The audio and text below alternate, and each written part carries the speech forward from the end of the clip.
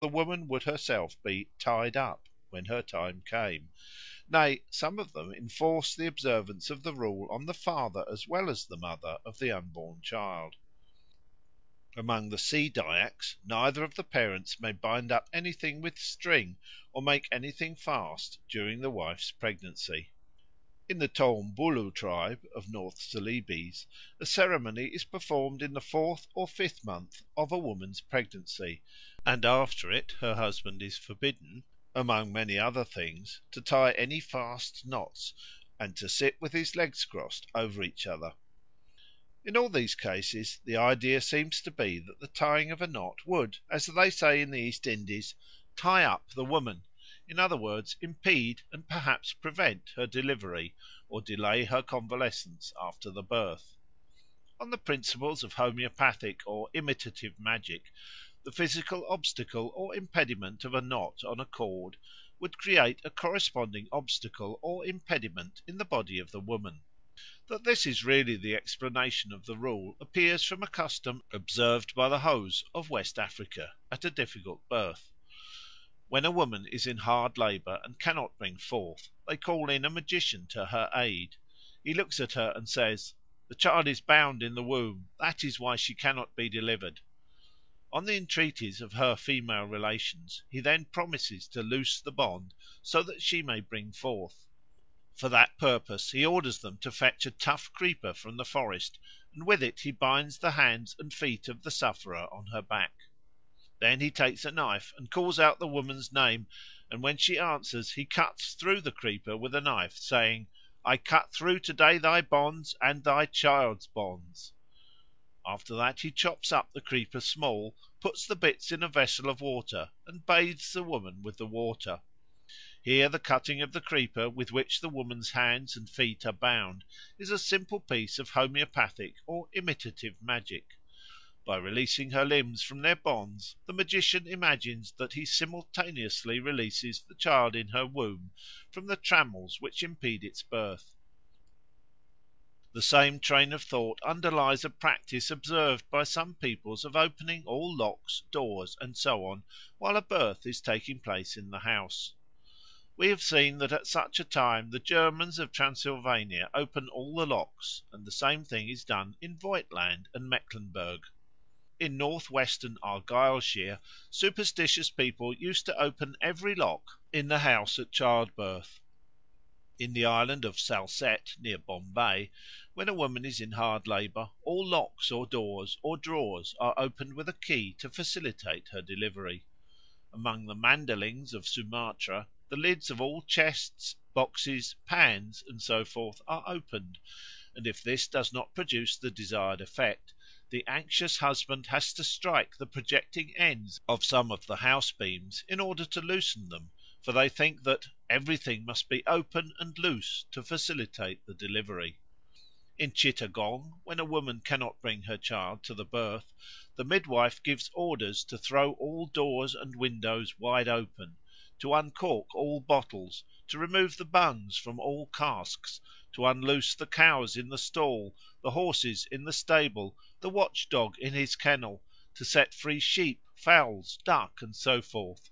This universal liberty accorded to the animals, and even to inanimate things, is, according to the people, an infallible means of ensuring the woman's delivery and allowing the babe to be born. In the island of Saghalien, when a woman is in labour, her husband undoes everything that can be undone. He loosens the plaits of his hair and the laces of his shoes; then he unties whatever is tied in the house or its vicinity. In the courtyard he takes the axe out of the log in which it is stuck. He unfastens the boat if it is moored to a tree. He withdraws the cartridges from his gun and the arrows from his crossbow. Again, we have seen that a Toumbuluh man abstains not only from tying knots, but also from sitting with crossed legs during his wife's pregnancy. The train of thought is the same in both cases. Whether you cross threads in tying a knot, or only cross your legs in sitting at your ease, you are equally, on the principles of homoeopathic magic, crossing or thwarting the free course of things, and your action cannot but check and impede whatever may be going forward in your neighbourhood. Of this important truth the Romans were fully aware.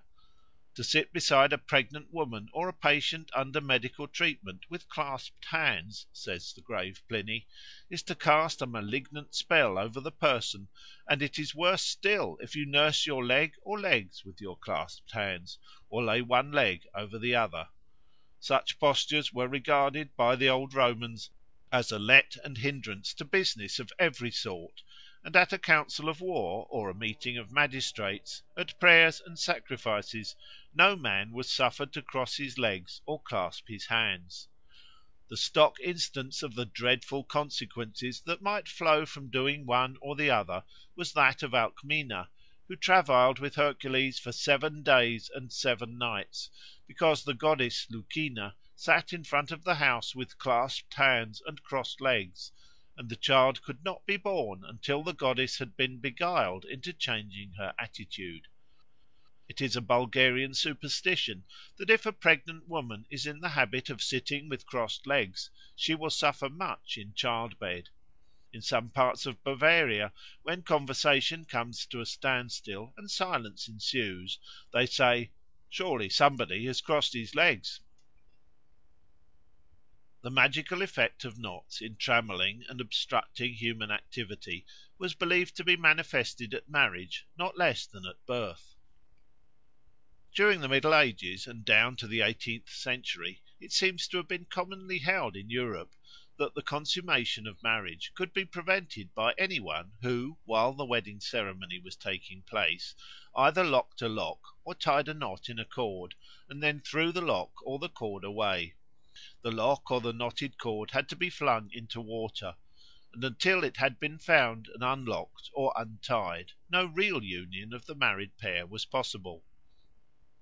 Hence it was a grave offence not only to cast such a spell, but also to steal or make away with the material instrument of it, whether lock or knitted cord. In the year 1718 the Parliament of Bordeaux sentenced some one to be burnt alive for having spread desolation through a whole family by means of knotted cords, and in 1705 two persons were condemned to death in Scotland for stealing certain charmed knots which a woman had made in order thereby to mar the wedded happiness of Spalding of Ashintilly. The belief in the efficacy of these charms appears to have lingered in the Highlands of Perthshire down to the end of the 18th century, for at that time it was still customary in the beautiful parish of Logierait, between the river Tummel and the river Tay, to unloose carefully every knot in the clothes of the bride and bridegroom before the celebration of the marriage ceremony. We meet with the same superstition and the same custom at the present day in Syria. The persons who help a Syrian bridegroom to don his wedding garments take care that no knot is tied on them and no button buttoned, for they believe that a button buttoned or a knot tied would put it within the power of his enemies to deprive him of his nuptial rights by magical means. The fear of such charms is diffused all over North Africa at the present day. To render a bridegroom impotent, the enchanter has only to tie a knot in a handkerchief which he had previously placed quietly on some part of the bridegroom's body when he was mounted on horseback ready to fetch his bride. So long as the knot in the handkerchief remains tied, so long will the bridegroom remain powerless to consummate the marriage. The maleficent power of knots may also be manifested in the infliction of sickness, disease, and all kinds of misfortune. Thus amongst the Hos of West Africa a sorcerer will sometimes curse his enemy and tie a knot in a stalk of grass, saying, "I have tied up the so and so in this knot. May all evil light upon him. When he goes into the field, may a snake bite him. When he goes to the chase, may a ravening beast attack him. And when he steps into a river, may the water sweep him away. When it rains, may the lightning strike him. May evil nights be his." It is believed that in the knot the sorcerer has bound up the life of his enemy. In the Koran there is an allusion to the mischief of "those who puff into the knots," and an Arab commentator on the passage explains that the words refer to women who practise magic by tying knots in cords.